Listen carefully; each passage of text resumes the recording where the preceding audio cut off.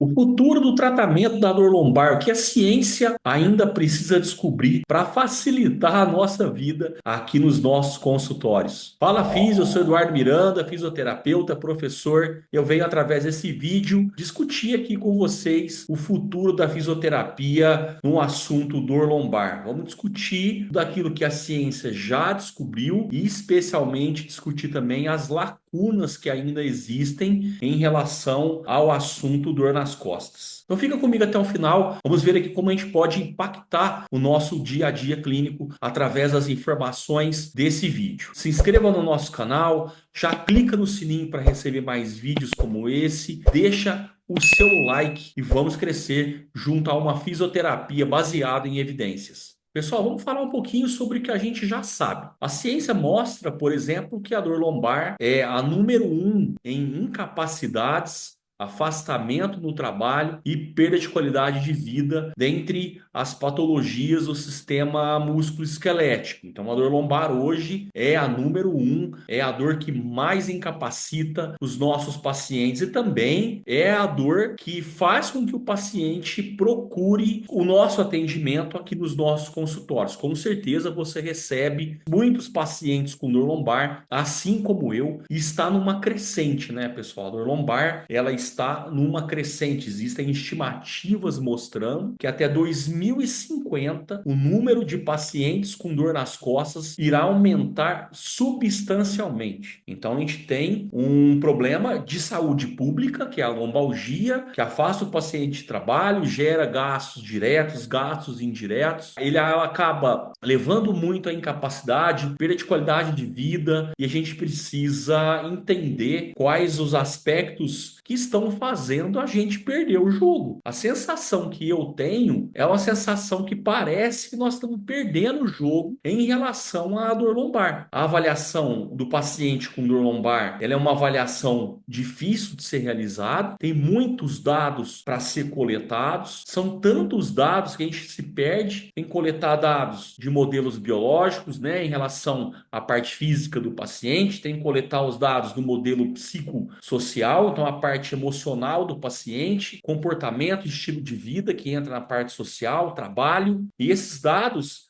são muito grandes e muitas vezes a gente não tem uma ferramenta de coleta que pode nos ajudar a deixar isso mais fácil, deixar isso mais rápido. E isso eu quero discutir com vocês num futuro próximo, o que pode acontecer num futuro próximo em relação a essa coleta de dados. Uma outra coisa que acontece nos nossos consultórios são os sistemas de avaliação. A gente já sabe que tem hoje muitos testes clínicos que não servem para nada. Então tem muito teste que é realizado por nós fisioterapeutas e esses testes não levam a uma informação capaz de mudar a nossa intervenção no consultório, mudar o nosso tratamento. Então, eu tenho poucos testes clínicos capazes de me ajudar a construir melhor uma boa avaliação e a construção dessa boa avaliação me levar a tomar uma decisão de intervenção mais assertiva. Isso é um problema que a gente precisa resolver para um futuro próximo, então nós vamos discutir mais sobre isso também. E o terceiro ponto desse vídeo são sobre as intervenções, sobre os tratamentos. Será que nós estamos selecionando os tratamentos corretos? Porque hoje a gente tem uma gama de tratamentos muito grandes, que vão desde tratamentos passivos, como por exemplo as manipulações, as mobilizações, a aplicação de uma eletrotermofototerapia, e temos também tratamentos ativos, como o exercício, como o Pilates, que seriam intervenções mais ativas. Será que o que o futuro nos reserva? O que será que está programado para novos estudos que a gente possa escolher melhor, para que a ciência possa nos ajudar a escolher melhor os nossos tratamentos e com isso conseguir mais eficácia, conseguir mais resultado com o nosso paciente. Isso também vai ser discutido nesse vídeo. Então vamos começar aqui a falar sobre a dificuldade que a gente tem em coletar as informações. Galera, e é muita informação mesmo. A gente tem que coletar praticamente todo o estilo de vida do paciente, passando pelo aspecto família, passando pelo aspecto trabalho, trabalho, comportamento, estilo de vida, sobre as questões emocionais do paciente. Nem sempre a gente vai conseguir, nem sempre não, né? Quase que nunca nós vamos conseguir, num primeiro atendimento, entender os aspectos emocionais relacionados à dor do paciente, combinar todos esses elementos, toda essa coleta de informação com a parte física dele, né? Combinar com o exame de imagem, combinar com os sinais e sintomas. Então vejam que essa dificuldade de coletar as informações do paciente realmente é muito grande. Como isso pode melhorar num futuro próximo? O que eu acho que vai acontecer baseado aí nos estudos? O que a ciência pode nos ajudar? Bom, tem acontecido uma revolução da inteligência artificial. Os algoritmos estão melhorando bastante. E eu acho que esses algoritmos podem sim nos ajudar demais numa coleta mais facilitada dos nossos pacientes. Então, imagina a situação. O paciente ele preenche um formulário para a gente. Então, você, antes de mesmo de ver o paciente aqui no consultório, você manda um formulário para esse paciente. O paciente vai preencher esse formulário e uma inteligência artificial vai fazer a leitura dos prováveis fatores de risco que pode estar levando à dor do paciente. Se o fator de risco é um fator mais físico, se ele é mais psicológico, se ele é mais social. Quais são os fatores que podem levar, ou os fatores que a gente precisa discutir melhor aqui no consultório em relação ao problema do paciente. Então, quando a gente utiliza uma inteligência artificial para nos ajudar na coleta dessas informações, a gente pode ter modelos preditivos mais capazes de elucidar essa questão de qual é o fator que está mais forte ali no paciente. Será que esse é um paciente com um fator mais emocional, um paciente com um fator mais físico, é um fator mais social? Então a inteligência artificial, eu tenho certeza que ela pode nos ajudar muito. Então os estudos científicos precisam ir para essa área em relação à coleta de dados do paciente. Quanto mais fácil e mais rápido e assertivo for a coleta de dados, melhor vai ser a nossa avaliação, e isso pode facilitar o nosso entendimento do paciente, ajudando na construção do tratamento, que é o que importa, né, pessoal? O que importa aqui é pegar a informação que eu tenho de coleta de dados e como transformar isso num bom atendimento do nosso paciente. É isso que eu espero no futuro para a fisioterapia musculoesquelética nessa área de coleta de dados. Então aí a inteligência artificial nos ajudando a fazer a melhor leitura do aspecto do paciente, né? Um segundo ponto que eu quero discutir com vocês aqui são os testes clínicos. Hoje a gente tem um monte de teste clínico nos livros de avaliação ortopédica que não serve para absolutamente nada. Os testes não têm confiabilidade, muitos deles não são validados cientificamente, não tem acurácia diagnóstica. Quando a gente fala de acurácia diagnóstica, a gente está falando de potência. Os testes não têm especificidade, sensibilidade, razões de probabilidade positivo e negativo capazes de facilitar o nosso dia a dia aqui na clínica. Então, eu preciso que a ciência me ajude num futuro próximo, ou com testes melhores, a criação de novos testes clínicos capazes de nos responder a pergunta, por exemplo, será que esse paciente tem de fato uma hérnia de disco? Será que esse paciente tem realmente uma estenose de canal central ou uma estenose de recesso lateral? E em relação à dor discogênica e à degeneração do disco intervertebral, será que a fonte de dor desse paciente pode estar vindo daí? Vamos pegar esse exemplo aqui, ó. Acabei de dar esse exemplo,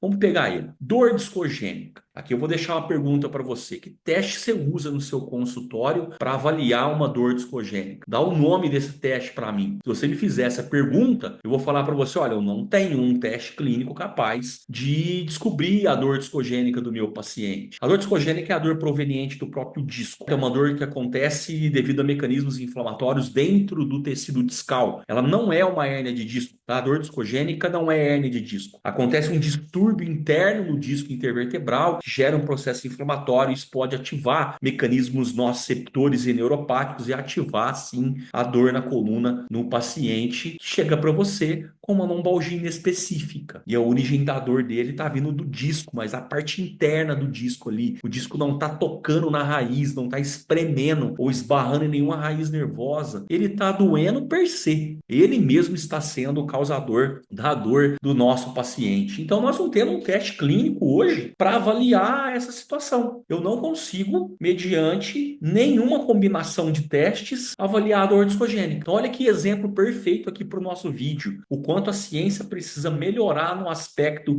diagnóstico. Diagnóstico no consultório. Porque o diagnóstico por imagem ele ajuda em muitos aspectos, mas ele também não é 100%. Não dá para ficar usando o diagnóstico de imagem em todo quanto é tipo de dor. A gente já sabe que o diagnóstico por imagem é importante nas red flags, em pacientes com hernia discais, com sinais neurológicos positivos, vamos colocar assim, né? Com parestesia, perda de força, sensibilidade, reflexo. Aí sim a gente investiga exame de imagem. Mas não é a maioria, né, galera? A maioria dos pacientes são pacientes com dor lombar inespecífica que não precisa do exame de imagem. Nós já estamos aí careca de saber isso, né? A ciência já elucida bastante pra gente. Então, quando a gente fala em teste clínico, e aqui voltando para o exemplo da dor discogênica, perceba que nós não temos um teste capaz de entender melhor esse processo. Então, precisamos sim que a ciência nos ajude num futuro próximo na elaboração de novos testes clínicos capazes verdadeiramente de ajudar a elucidar as questões de patologias e lesões da coluna vertebral dos nossos pacientes. Ou eu preciso que a ciência nos ajude, também num futuro próximo, a clusterizar melhor esses testes clínicos. O que é um cluster? Um cluster é um pacote de testes. Vamos pegar aqui, por exemplo, uma dor lombar proveniente da articulação sacroiliaca. A gente tem 5 testes clínicos capazes de avaliar essa articulação. Então, eu tenho o teste de distração, o thrust da coxa, eu tenho o teste de compressão, o thrust do sacro, eu tenho o Geislin modificado. 5 testes. Se desses 5 testes, 3 forem positivos, eu praticamente tenho aqui a informação de que a dor lombar do meu paciente é de origem sacroiliaca. Então percebam que a clusterização ela é importante, né? A somatória desses 5 testes ela é muito importante. Só que a gente não tem muito bem isso, por exemplo, para dor lombar, que é o tema aqui do nosso vídeo. A gente não tem isso para investigar com tanta clareza assim uma dor lombar proveniente da própria lombar. Nós não temos esse cluster muito bem definido. Então, já que a ciência precisa evoluir, eu tenho uma convicção que ela também vai evoluir bem aqui no aspecto do cluster diagnóstico, em unir essas ferramentas para que a gente possa elucidar melhor sobre o problema que o paciente apresenta, né? E claro, mais uma vez aqui falando, quando a gente avalia bem esse paciente, o tratamento ele também fica mais claro, mais óbvio, a seleção das ferramentas de tratamento ficam muito melhores. Vamos falar o terceiro ponto desse vídeo aqui sobre as ferramentas de tratamento. Vocês estão satisfeitos com as ferramentas que vocês têm? São satisfeitos com as mobilizações, com as manipulações, com o dry needling, com os pontos gatilhos miofaciais, com a liberação miofacial, com os exercícios, com o Pilates? Vocês estão satisfeitos com todos esses elementos? Você tem só alguns aqui. Não dá para colocar tudo nesse vídeo sobre a dor lombar, porque eu tenho realmente um conhecimento de tratamentos muito amplo aqui. Nós temos esse conhecimento, a ciência nos traz muito conhecimento em relação ao tratamento. Mas a pergunta é: e aquele paciente que você fez tudo isso aqui com ele? Vamos pegar o exemplo que eu acabei de dar. Manipulou, mobilizou, fez dry needling, tirou ponto gatilho, fez liberação miofascial, colocou para fazer exercício, colocou no Pilates, esse paciente não melhora. Será que essas intervenções estão sendo as intervenções melhores destinadas para aquele caso? Então, nesse aspecto, a ciência tem muito a crescer num futuro próximo. Então, a gente precisa de ter mais, vamos dizer assim, não mais intervenções, mas a gente precisa conhecer melhor sobre a combinação dessas intervenções. É melhor eu combinar acupuntura, manipulação, laser e exercício? Ele é melhor do que eu combinar exercícios da piscina terapêutica com exercícios de musculação, com cardio na bike associado a uma manipulação vertebral? Qual seria uma combinação melhor? Então, vejam o quanto a ciência precisa evoluir aqui. Ela precisa nos responder se existe uma combinação de elementos terapêuticos melhor aplicados para um determinado tipo de paciente. E aí eu volto lá na avaliação de novo, a coleta de dados, que foi o passo 1 aqui do nosso vídeo. Se eu não tiver uma coleta de dados extremamente boa, vai ser difícil a ciência me ajudar na combinação de elementos de tratamento aqui no final, na ponta final, que é aqui no nosso consultório com o nosso paciente. Porque a gente precisa reconhecer que mesmo diante de tantos mecanismos de tratamento assim, ainda há falhas. Tem muito paciente que não melhora. E é claro, novos tratamentos estão surgindo. Então preciso de muita evidência ainda em terapêuticas como, por exemplo, as terapêuticas transcranianas, aqueles inputs eletromagnéticos transcranianos. Preciso ter mais informações sobre células-tronco. Será que é possível regenerar um disco intervertebral através de aplicação de células-tronco? Isso seria importante. Se nós pudéssemos regenerar tecidos que já foram lesionados, melhorar o processo de cicatrização desse tecido para devolver a ele uma função que ele perdeu mediante uma lesão, uma patologia em específico. Então, tudo isso faz parte do futuro do tratamento da dor lombar. Eu preciso de entender sobre como compor um melhor tratamento, como selecionar, quais são as técnicas que eu vou selecionar para aplicar no meu paciente, num determinado tipo de paciente, porque não dá para generalizar. Aqui a gente está falando de especificidade. Cada paciente vai responder a uma combinação diferente de intervenções fisioterapêuticas. Exatamente isso que a gente precisa melhorar, esse nosso entendimento. Então, o futuro, ele precisa nos trazer mais informações sobre isso. E o que eu, Eduardo Miranda, gostaria de ter em mãos no meu futuro? Eu gostaria de ter em mãos tudo isso que a gente conversou aqui. Gostaria de ter em mãos uma inteligência artificial me ajudando a avaliar. Gostaria de ter melhores testes clínicos que me elucidassem com mais clareza, com mais facilidade, aquilo que a minha hipótese diagnóstica está pensando. Eu gostaria de saber exatamente o que aplicar de acordo com o resultado dessas duas estruturas avaliativas que antecede a escolha do meu tratamento. Aí sim eu vou poder escolher um bom tratamento para o meu paciente. Então isso